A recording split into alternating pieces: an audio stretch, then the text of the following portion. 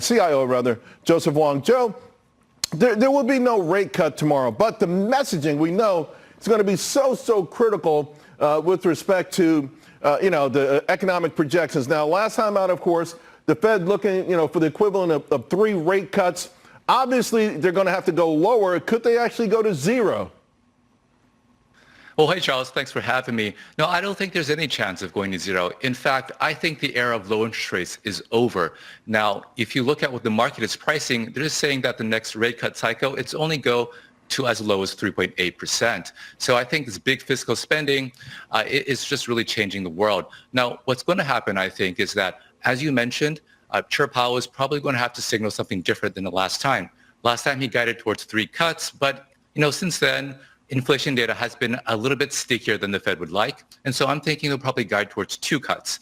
But keep in mind, though, that the Fed is going to have to be more careful about its other mandate. Now, over the past 2 years, we've had unemployment very low, inflation very high.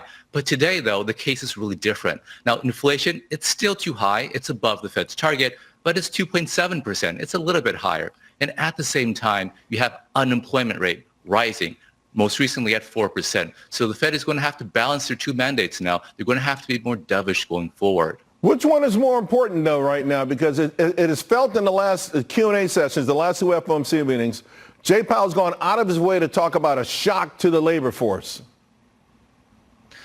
Yeah, well, the labor force, there's a lot of interesting things happening in the labor force. You got a tremendous amount of migration, for example.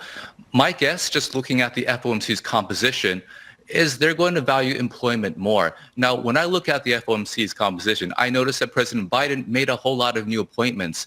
Now, the new people he appointed, they usually don't have a very much of a background in macro, but they have a strong background in labor economics. And so that tells me that the Fed is changing towards more pro-labor. And as you mentioned, Senator Warren and many other people in the legislature have been sending letters to Powell, kind of emphasizing this employment mandate. Now, to be clear, Senator Warren has been calling for rate cuts since 2022 when inflation was 8%. But I think she does have a good point here in that the labor market is softening.